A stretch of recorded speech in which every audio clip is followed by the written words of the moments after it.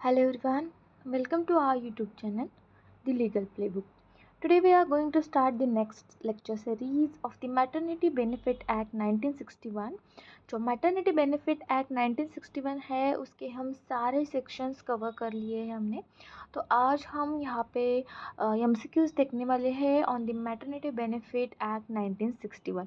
तो हम पार्ट्स में पढ़ेंगे। आज हम पार्ट 1 देखेंगे मैटरनिटी बेनिफिट एक्ट 1961 के जो एमसीक्यूज है। ईच एंड एवरी सेक्शन पे से हम एमसीक्यू यहाँ पे हमने निकाला है। तो लेट्स स्टार्ट। ओके, तो चलो फर्स्ट जो यहाँ पे एमसीक्यू है वो क्या बात कर रहा है, what is the short title of the act discuss. तो शॉर्ट टाइटल क्या है एक्ट में जो डिस्कस किया है हमने, यहाँ पे ये आंसर है। तो देखो शॉर्ट टाइटल क्या है, यहाँ पे डायरेक्टली हम आंसर्स देखेंगे। हम आप क्वेश्चंस देखो, यहाँ पे ऑप्शंस देखो। तो सबसे पहला जो है यहाँ पे, what is the short title of the act discussed. तो शॉर्ट टाइटल क्या है एक्ट ने यहाँ पे डिस्कस किया है। तो सबसे पहले जो है यहाँ पे मैटरनिटी बेनिफिट एक्ट 1961 जो है यहाँ पे सी ऑप्शन यहाँ पे आएगा। नेक्स्ट देखते हैं। उसके बाद देखो यहाँ पे, to which geographical area does the maternity benefit act 1961 extended. तो कौन से एरिया में जोग्राफिकल एरिया है वहाँ पे जो मैटरनिटी बेनिफिट एक्ट जो है यहाँ पे एक्सटेंड हुआ है। तो यहाँ पे ऑप्शंस दिया है, A only urban areas, B only selected states, C option the whole of India, D option union territories. तो यहाँ पे ऑप्शन कौन सा करेक्ट है, यहाँ पे whole of the India option C is an correct option. अब देखो नेक्स्ट जो है यहाँ पे कमेंसमेंट जो है यहाँ पे उसके ऊपर एमसीक्यू है। When does the maternity benefit act 1961 came into force on. तो कब यहाँ पे मैटरनिटी बेनिफिट एक्ट 1961 यहाँ पे कब केम इनटू फोर्स ऑन आया है। तो सबसे पहला ऑप्शन जो है, on the date it was passed by the parliament, B option on the date specified in the constitution, C option जो है यहाँ पे, on such date as may be notified in the official gazette, and D option जो है यहाँ पे, after 6 months of the enactment. तो यहाँ पे कौन सा ऑप्शन करेक्ट है, when does the maternity benefit act came into force में कब आएगा। तो यहाँ पे सी ऑप्शन करेक्ट है, on such date as may be notified in the official gazette. जैसे notified in the official gazette में नोटिफिकेशन आया तभी से वो क्या हुआ, केम इनटू फोर्स में आया। ओके, नेक्स्ट देखते हैं हम ऑप्शन यहाँ पे क्या है, C option is an correct option. तो नेक्स्ट देखते हैं हम जो है यहाँ पे, who is responsible for the notifying the commencement of the act in relation to mines and establishment involving यहाँ पे जो इक्विस्ट्रियन रहते हैं ना, acrobatic and the other performance के लिए, उसके लिए कौन यहाँ पे रिस्पॉन्सिबल रहेगा। तो यहाँ पे सबसे पहले जो है यहाँ पे state government, B option labour commission, C option central government, and D option supreme court. तो यहाँ पे आपको आंसर देना है, आपके कौन सा आंसर यहाँ पे सही होगा। तो यहाँ पे देखो कि यहाँ पे responsible for the notifying the commencement of the act in relation to the mines establishment involving the equestrian acrobatic, ये जो सब्जेक्ट है ना, ये किस में फॉल करता है, जो है ये सेंट्रल में फॉल करता है, सेंट्रल सब्जेक्ट्स में फॉल करते हैं। तो ये कहाँ पे आएगा, सेंट्रल गवर्नमेंट के अंडर आएगा। ओके, हम नेक्स्ट देखते हैं। अब नेक्स्ट क्या क्वेश्चन है यहाँ पे, देखो central government is an correct option. तो उसके बाद देखो, commencement notification authority other establishment के रिलेटेड कौन आएगा। जो उसको छोड़ के, जो सेंट्रल गवर्नमेंट अभी हमने देखा उसको छोड़ के जो बाकी के सब्जेक्ट्स है उसके ऊपर कौन यहाँ पे रिस्पॉन्सिबल रहेगा, उसका ये क्वेश्चन है। तो नेक्स्ट क्वेश्चन है question number 5, who is responsible for notifying the commencement of the act in relation to other establishment within a state। तो स्टेट में जो भी है यहाँ पे, तो other establishment with in a state में कोई इस्टेब्लिशमेंट करना है तो यहाँ पे कौन रिस्पॉन्सिबल रहेगा। ऑब्वियसली यहाँ पे सिंपल है, स्टेट गवर्नमेंट यहाँ पे क्या होगा, रिस्पॉन्सिबल होगा। नेक्स्ट देखते हैं, state government is an correct option B. Next question है, when did the maternity benefit act came into force on. तो मैटरनिटी बेनिफिट एक्ट कब आया, यहाँ पे डेट बताया यहाँ पे।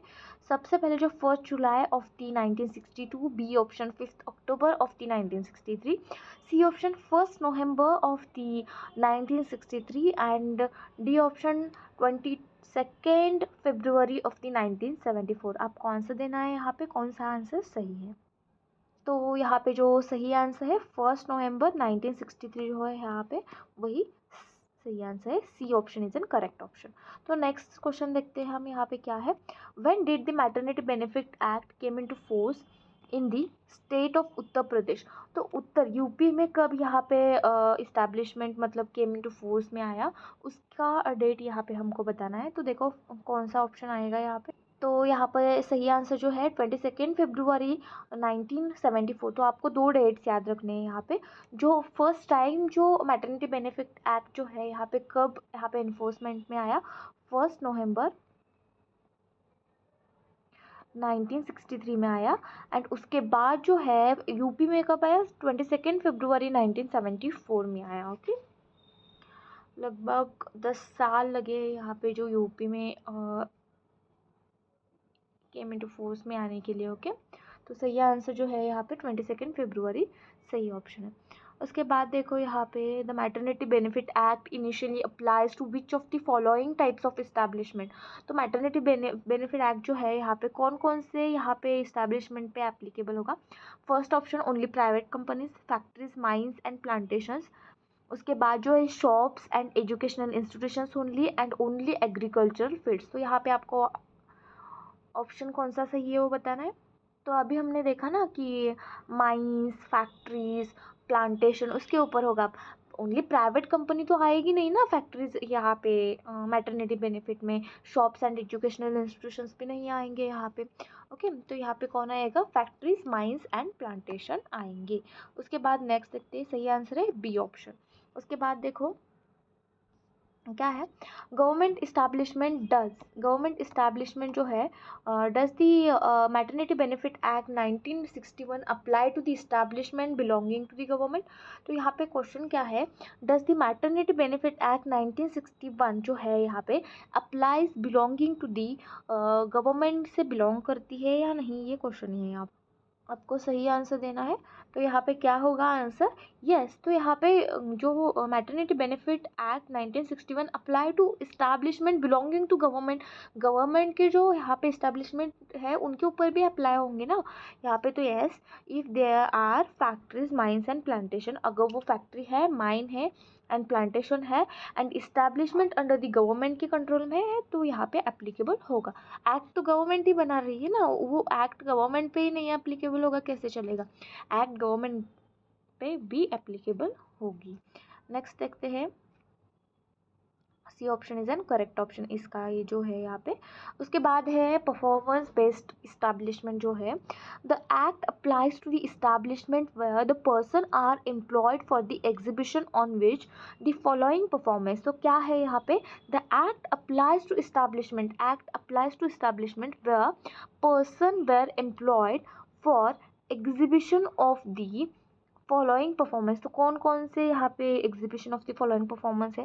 फर्स्ट ऑप्शन जो है यहाँ पे सिनेमेटिक एंड यहाँ पे थिएटरिक जो है यहाँ पे थिएटर जो परफॉर्मेंस रहते हैं ना उसके ऊपर, डांस है, म्यूजिक परफॉर्मेंस है यहाँ पे, equestrian, acrobatic and the other performances only dramatic.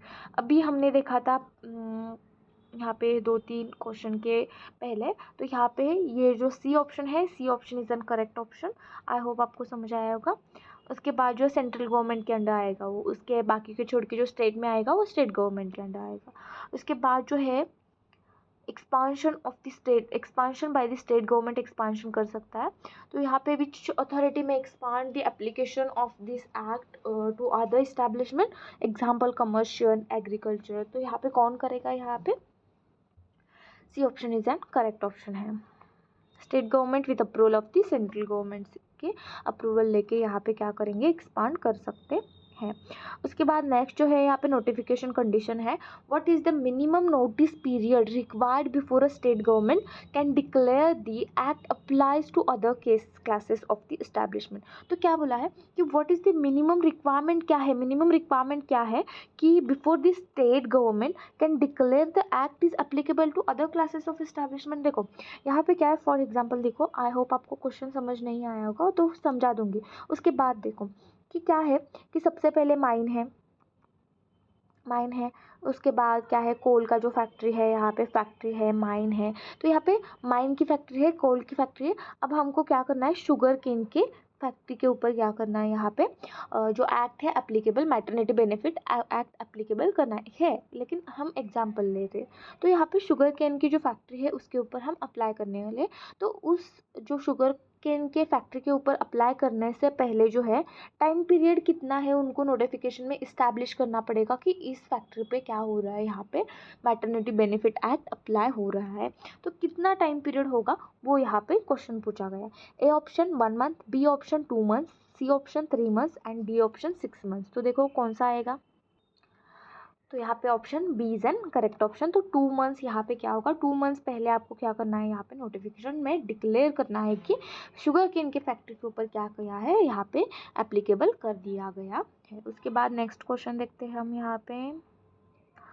The Maternity Benefit Act does not apply to an establishment covered by which other legislation। तो यहाँ पे maternity benefit act does not apply, यहाँ पे does not बोला है, apply किसके ऊपर नहीं होगी, to an establishment covered by which other legislation. तो सबसे पहले जो है फैक्ट्रीज एक्ट ऑप्शन है, B option is an industrial dispute act, C option employ state insurance act 1948, D option the payment of gratuity act 1972।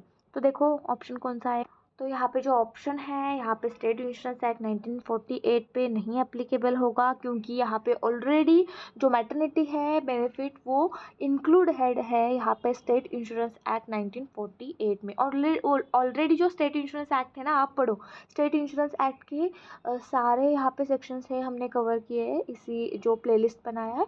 तो आप देख लीजिए यहाँ पे क्या है कि एम्प्लॉय स्टेट इंश्योरेंस एक्ट जो है इसमें सारे जो मैटरनिटी बेनिफिट है वो भी यहाँ पे इंक्लूडेड है। तो सेपरेटली यहाँ पे मैटरनिटी बेनिफिट एक्ट नहीं प्रोवाइड, मतलब एक्ट नहीं दिया जाएगा यहाँ पे। ओके, उसके बाद जो है, उसके बाद देखो which section of the maternity benefit act are exception to the general exclusion for the establishment under the employee state insurance act। तो देखो यहाँ पे जनरल, यहाँ पे एम्प्लॉय स्टेट इंश्योरेंस एक्ट के लिए कौन सा सेक्शन जो है यहाँ पे क्या है, एक्सेप्शन है, तो वो बताओ। तो ऑप्शन कौन सा आएगा, 5A एंड 5B यहाँ पे दिया है। ओके, देखो कहीं, हाँ 5A एंड 5B। उसके बाद जो है नेक्स्ट देखो यहाँ पे, to which types of establishment does the maternity benefit act initially applies। to which type of establishment does the maternity benefit act initially apply किसके ऊपर होगा। तो only shops and educational institutions, only private sectors, IT companies, factories, mines and plantation। तो आपको ये answer पता है, already हो चुका है, ये जो है C option is a correct option. उसके बाद देखो नेक्स्ट क्वेश्चन क्या है, does the act apply to the government owned factories. तो गवर्नमेंट ओन्ड फैक्ट्रीज के ऊपर एक्ट अप्लाई होता है, माइंस के ऊपर प्लांटेशन, यस होता है। तो यहाँ पे क्या होगा, it includes such government establishment के ऊपर भी यहाँ पे क्या होगा, एप्लीकेबल होगा। उसके बाद देखो, the act applies to the establishment where the people are employed for which the following performance। तो यहाँ पे कौन कौन से, यहाँ पे ये क्वेश्चन ऑलरेडी हो चुका है, C option is an correct option. Question repeatedly आए हैं। नेक्स्ट देखो यहाँ पे, who was the authority to extend the provision of the maternity benefit act other types of establishment। तो कौन आएगा, state government with approval of the central government. उसके बाद ये भी क्वेश्चन हो चुका है आई थिंक, यहाँ पे 2 मंथ्स का नोटिस जो हमने भी देखा था, वो ये भी क्वेश्चन हुआ है। How must the state government announce the extension act of the other establishment, ये क्वेश्चन नहीं हुआ है। How must the state government announce the extension of the act to other establishment पे अगर आपको अप्लाई करना है तो कैसे स्टेट गवर्नमेंट यहाँ पे करेगी, oral announcement in the state assembly, notice to the labour department, notification in the official gazette. C option is an correct option. उसके बाद देखो क्या है, to what other kind of establishment में द एक्ट बी एक्सटेंडेड। तो यहाँ पे other establishment जो है, यहाँ पे kind of what other kind में क्या क्या इंक्लूडेड होगा उसके बारे में बताएं। Only educational institution, industrial, commercial, agricultural और any other IT software companies and only service sector. B option is an correct option यहाँ पे है। नेक्स्ट क्वेश्चन देखो, the act does not apply to the establishment covered by which of the following laws. तो यहाँ पे कौन से act के ऊपर अप्लाई, अभी देखा था हमने एम्प्लॉयज स्टेट इंश्योरेंस एक्ट 1948 पे एप्लीकेबल नहीं होगा। क्यों नहीं होगा? क्योंकि ऑलरेडी यहाँ पे एम्प्लॉयज स्टेट इंश्योरेंस एक्ट में जो मैटरनिटी के जो बेनिफिट्स है ऑलरेडी सेक्शंस इंक्लूडेड है, इसीलिए नहीं होगा। ओके, तो नेक्स्ट देखो यहाँ पे, ये भी हमने देखा था 5A एंड 5B यहाँ पे आंसर आता है। उसके बाद देखो यहाँ पे, हाँ ये देखो, who is the appropriate government for the establishment like the mines equestrian performance establishment under this act. तो यहाँ पे कौन अप्रोप्रिएट गवर्नमेंट होगा? Establishment like mine equestrian central government होगा, क्योंकि ये जो सब्जेक्ट है सेंट्रल गवर्नमेंट के अंडर आते हैं। उसके बाद देखो, who is the appropriate government for any other than mines performance based. तो माइन को छोड़ के, परफॉर्मेंस बेस्ड को छोड़ के, इक्वेस्ट्री को छोड़ के जो है यहाँ पे स्टेट गवर्नमेंट आएगा। उसके बाद नेक्स्ट देखो, under the act the term child includes. तो यहाँ पे कौन होगा? जो चाइल्ड है वो कौन होगा? Only a new born baby, still born baby, an adopted child, a dependent child. तो यहाँ पे चाइल्ड कौन हो? तो यहाँ पे हम मैटरनिटी बेनिफिट एक्ट पढ़ रहे हैं। ओके, यहाँ पे कोई भी लेबर का नहीं यहाँ पे पढ़ रहे हैं। तो यहाँ पे क्या होगा? In the maternity benefit act child का मीनिंग हम क्या लेंगे? यहाँ पे ओनली स्टिल, सॉरी, यहाँ पे ओनली अ स्टिल बॉर्न चाइल्ड जो है इसका मीनिंग लेंगे। यहाँ पे स्टिल बॉर्न चाइल्ड, अभी अभी जो पैदा हुआ है उसको हम यहाँ पे मीनिंग में लेंगे। उसके नेक्स्ट देखो, what does the delivery mean under the act. Delivery का मीनिंग क्या है? Transport of goods, employment of joining, birth of the child, maternity leave application. Common sense है यहाँ पे कि मैटरनिटी एक्ट पढ़ रहा है, बेबी का बर्थ हो रहा है तो बर्थ ऑफ द चाइल्ड ये ऑप्शन आएगा। ओके, उसके बाद नेक्स्ट क्वेश्चन है, in a government controlled establishment the employer is the chief guest, the appointed person authority, appointed person होगा और अथॉरिटी होगा, और the head of the department होगा, और प्राइम मिनिस्टर जनरल एम्प्लॉय होगा। तो यहाँ पे कौन सा ऑप्शन सही होगा? Option B is incorrect. जो अपॉइंटेड पर्सन है, अथॉरिटी ऑफ द हेड है, वही होगा यहाँ पे। उसके बाद नेक्स्ट सेक्शन देखो, यहाँ पे नेक्स्ट क्वेश्चन देखो, in the establishments under the local authority the employer is. कौन एम्प्लॉय होगा लोकल अथॉरिटी के? यहाँ पे लेबर इंस्पेक्टर होगा, चीफ मिनिस्टर होगा, अपॉइंटेड सुपरवाइजर और सीईओ होगा, of the authority union leader होगा। कौन होगा यहाँ पे? Appointed supervisor and the CEO यहाँ पे सही आंसर है। उसके बाद नेक्स्ट देखो, नेक्स्ट क्या है? इन अदर सेवन क्वेश्चन देखो यहाँ पे, in other establishment the employer is the managing person और अल्टीमेट अथॉरिटी है यहाँ पे। B option, the office clerk, shopkeeper only, government official. यहाँ पे A option is an correct option. उसके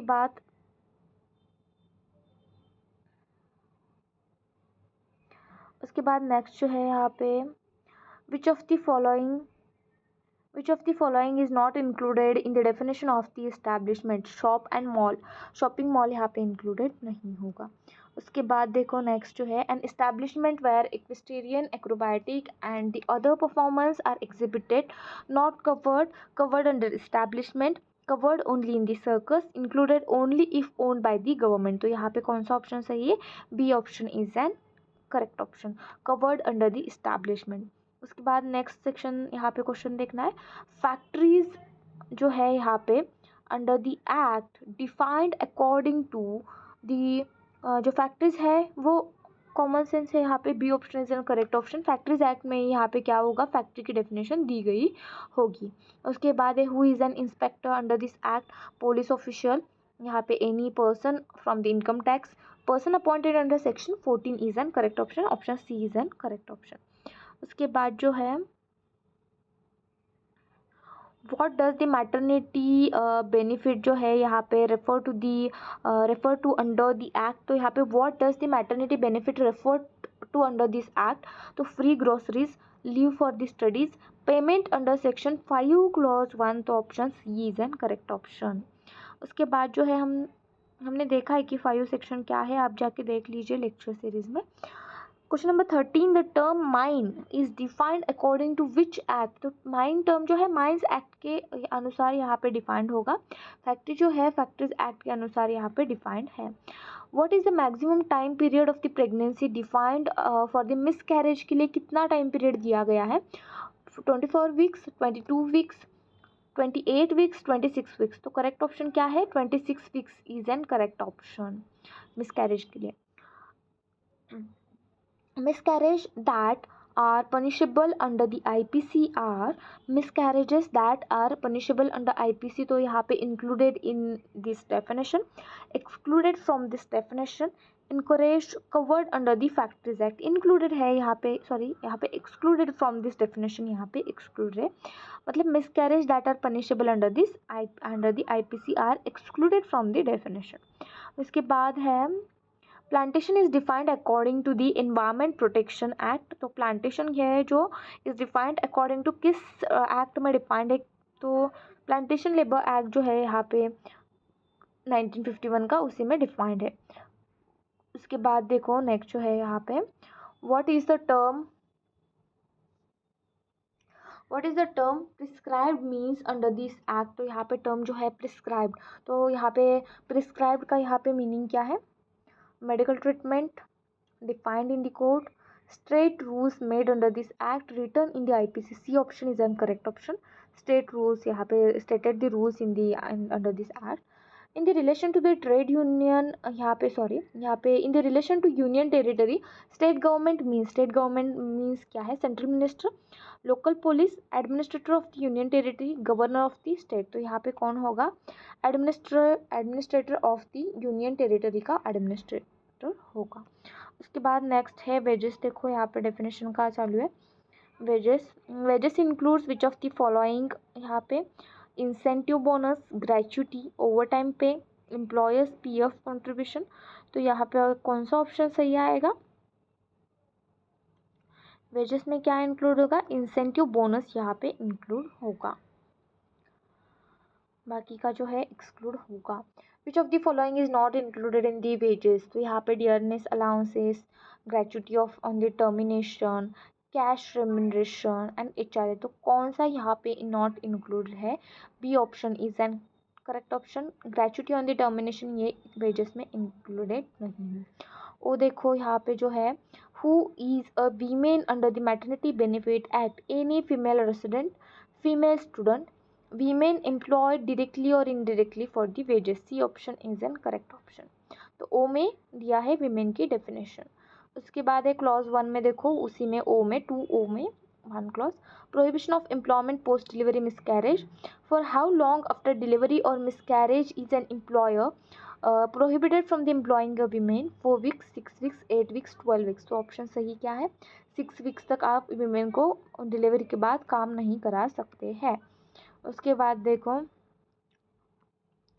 what must employer not do knowingly during the 6 weeks after the women delivery or miscarriage? provide a promotion, give her bonus, employer her in any establishment, transfer her to another unit। तो option C is an correct option, employ her in the in establishment। तो second clause क्या है? Prohibition on working by the women. Can a women legally work during the 6 weeks immediately following her delivery of the miscarriage? तो option देखो यहाँ पे C option जो है no.